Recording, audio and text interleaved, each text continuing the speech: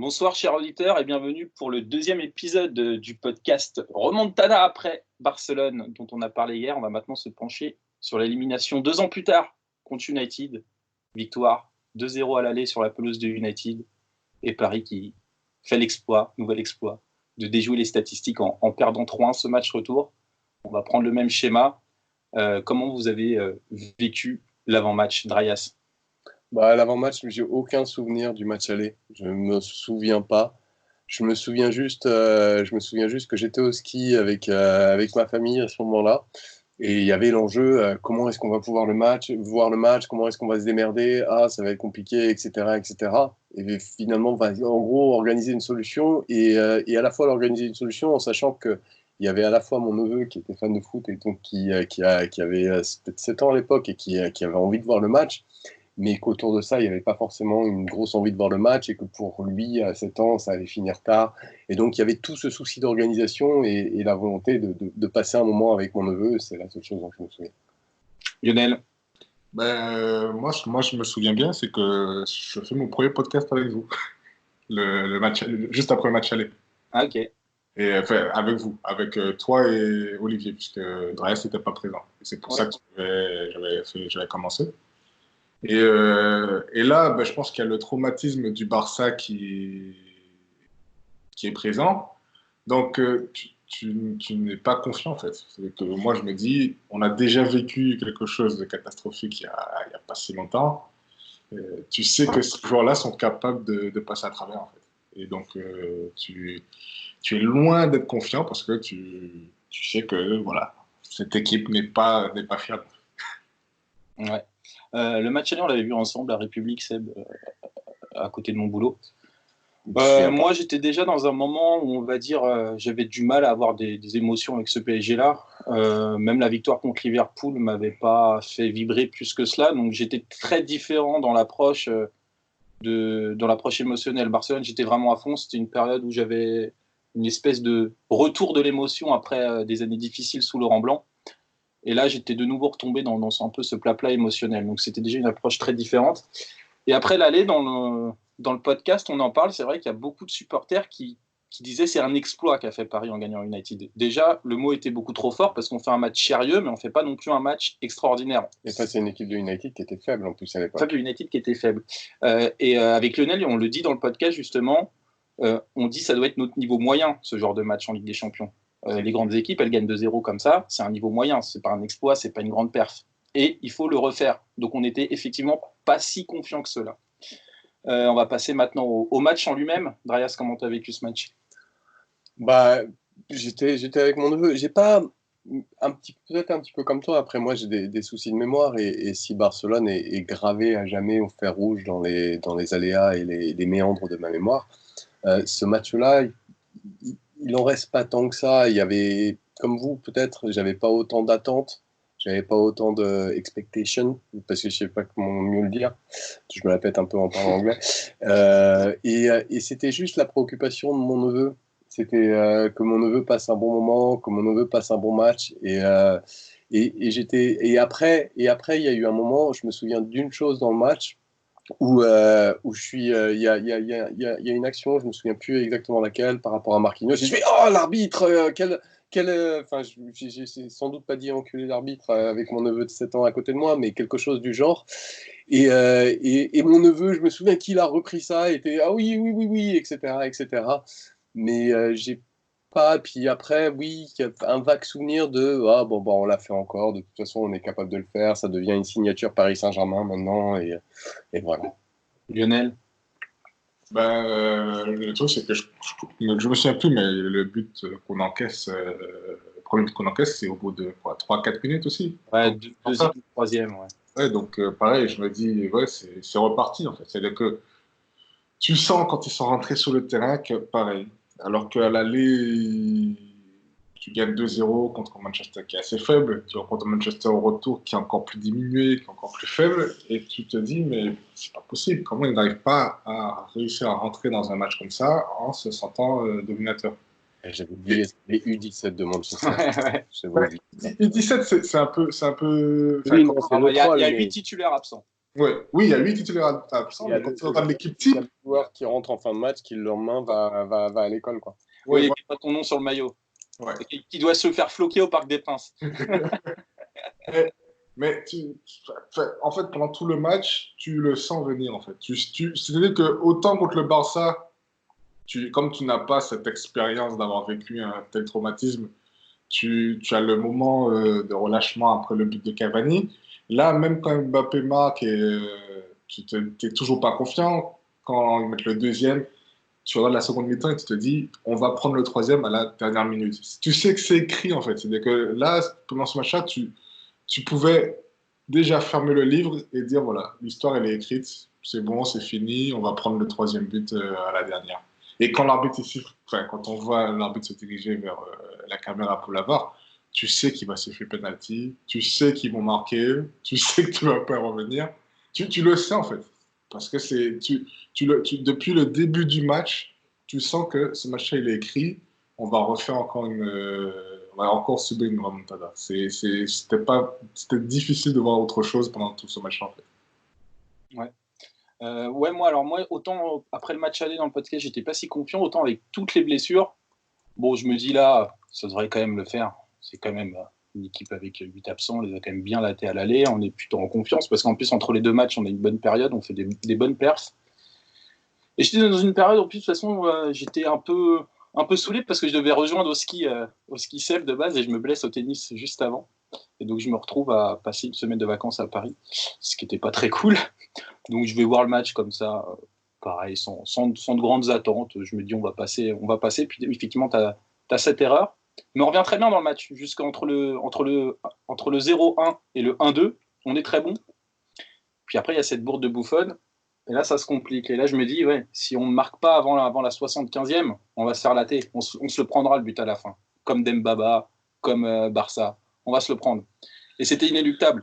Et on voit les joueurs qui reculent, on voit les espaces entre les lignes qui commencent à grandir, on voit Meunier faire une action en 1 contre 6. Enfin, tout le scénario est là. Et United, qui ne doit même pas passer en fait, dans nos 30 mètres, eh ben, on leur donne l'occasion d'y aller. D'ailleurs, sur le penalty, Dalot a 30 mètres d'espace libre devant lui pour avancer et frapper. Donc on se met en situation de se faire éliminer. Et on sort. On sort une nouvelle fois. Après, j'ai pas la. Bon, on va parler de l'après-match. Vas-y, Seb, comment tu as senti justement une fois cette défaite? Comment tu l'as digéré? Alors déjà, sur le match en lui-même, j'ai exagéré un petit peu tout à l'heure parce que les souvenirs me reviennent. Ouais, j'étais un peu à fond. Puis il y avait mon neveu. Puis mon neveu est allé se coucher finalement à la mi-temps parce que il avait un peu peur, etc., etc. Et oui, j'étais un petit peu à fond, mais oui, c'était un petit peu le même que Barcelone, mais en version diluée. C'est-à-dire que tu es plus dans le souvenir des émotions que dans l'émotion en tant que telle. Mais après, tu es quand même énervé et tout. Puis je me souviens après, bon, bah, tu es déçu, mais c'est sans commune mesure avec la déception avec Barcelone. Tu es juste déçu, bon, on est une équipe qui est capable de faire ça, voilà, c'est du Paris as always, blabla, etc., etc. Et là, je monte voir mon neveu pour lui souhaiter bonne nuit et il est en pleurs. Et je lui dis, mais c'est pas grave, tu sais, c'est que du foot. Et là, il commence à dire, mais pourquoi il n'a pas sifflé l'arbitre sur Marquinhos? Il pleure comme ça. Et tu sais, t'as toute la culpabilité qui te remonte dans la tronche. Déjà, ton neveu, tu lui fais découvrir un peu le Paris Saint-Germain parce qu'il n'a pas souvent l'occasion de le voir avec ses parents, parce que ses parents ne s'intéressent pas au foot, etc. Et tu lui montres ce match-là, donc déjà, tu te sens pas très bien. Et en plus de ça, c'est toi, à cause de toi, parce que toi, tu t'es emballé, que tu as parlé trop fort un moment, et là, tu te retrouves pendant 20 minutes à lui expliquer. Et après, mon père, qui est un peu psychologique, non, mais il faut le laisser dormir. Non, mais là, il va pas pouvoir dormir, il faut que je lui explique. Tu sais, c'est que du foot. Demain, il y aura un autre match, et Paris va pouvoir en gagner d'autres. C'est pas grave, il y aura d'autres victoires, il y aura d'autres défaites. Et de toute façon, tu sais, Romain, la défaite, ça fait partie du processus du foot. C'est comme ça, dans le foot, tu fais pas que gagner, c'est pour ça que c'est bien le sport. Est-ce que tu comprends? Oui, il comprend, patati. Puis il arrive à se calmer et il arrive à finalement se rendormir. Et je suis juste en mode, mais va te faire foutre PSG, quoi. Va te faire foutre PSG pour faire ça, mon Dieu, c'est pas cool. C'est vraiment pas gentil. Cette défaite pour Manchester United, ça restera pour moi les larmes d'un enfant de 7 ans qui découvre Paris et qui découvre la Ligue des Champions de cette manière-là. qui n'étaient pas, enfin, c'est pas des prestations dignes d'un club qui veut aller en Ligue des Champions, c'est pas des prestations dignes d'un club qui a eu de l'ambition dans ce club, dans cette compétition-là. Et voilà, c'est ça le souvenir que j'ai. Lionel, ton souvenir d'après-match? Ben, c'est un peu comme Dre, c'est-à-dire que tu as déjà vécu pire il y a 2 ans avant. Avant le match, tu le sais qu'on peut revivre cela, en fait. Moi, Lionel, est-ce que je peux juste te permettre d'interrompre? Parce que juste un truc, et après je te laisse continuer. Pour moi, ce qui s'est passé à Manchester, c'est bien pire que ce qui s'est passé à Barcelone. Parce que comme le disait Basto, à Barcelone, tu avais l'émotion, t'as vécu quelque chose.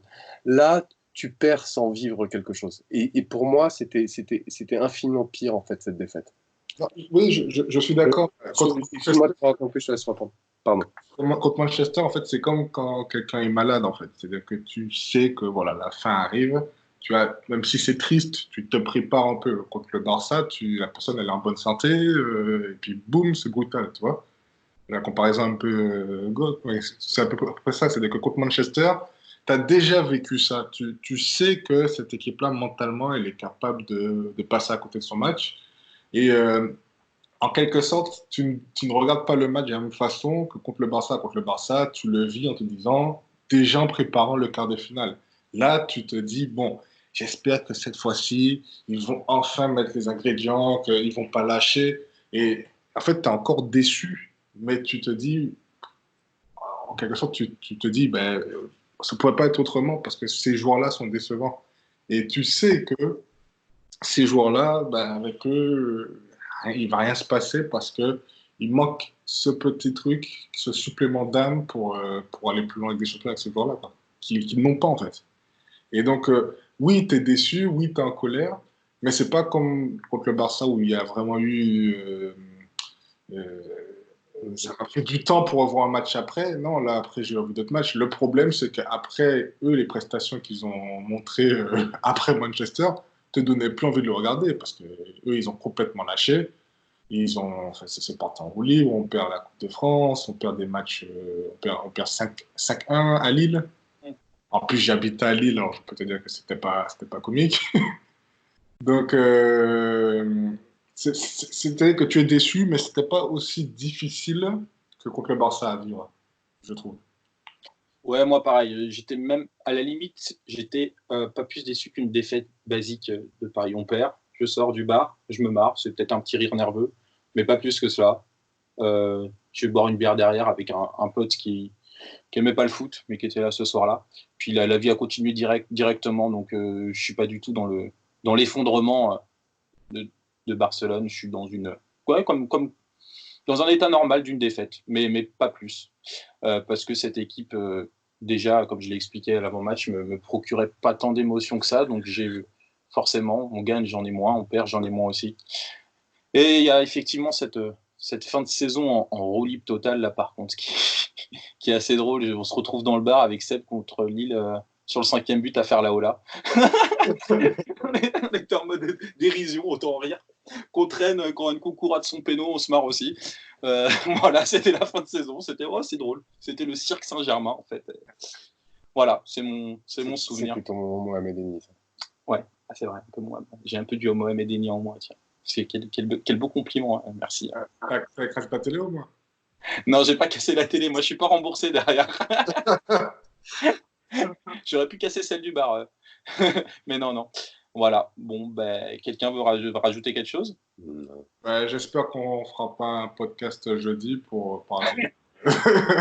Pour raconter l'avant, l'après et pendant le match de Dortmund. Il y a déjà une grande différence, c'est que la remontada, elle est dans l'autre sens. Là. Ouais. Oui. Non, mais le souci, c'est que je pense, quand on fait le lien avec ces deux matchs-là, qu'on peut quand même en arriver à une conclusion, c'est que cet effectif doit être, on doit le casser. Il faut envoyer.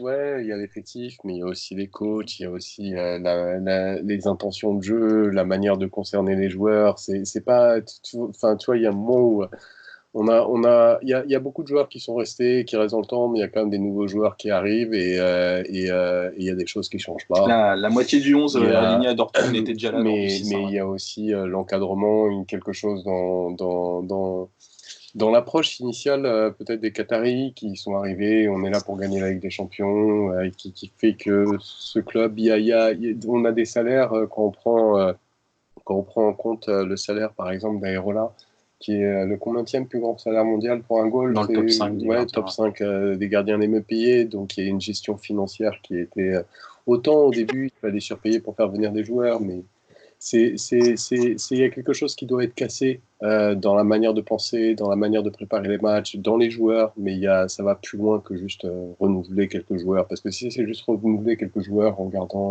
changeant rien de ce qui se passe autour, on recommencera avec les mêmes erreurs. Ouais, on en parlera dans d'autres podcasts. Bon, bonsoir, chers auditeurs, et allez Paris contre Dortmund. On se retrouve jeudi pour débriefer, on espère, la qualification du Paris Saint-Germain. Merci à vous, Lionel et Darius. Merci. Ciao. Ciao tout le monde.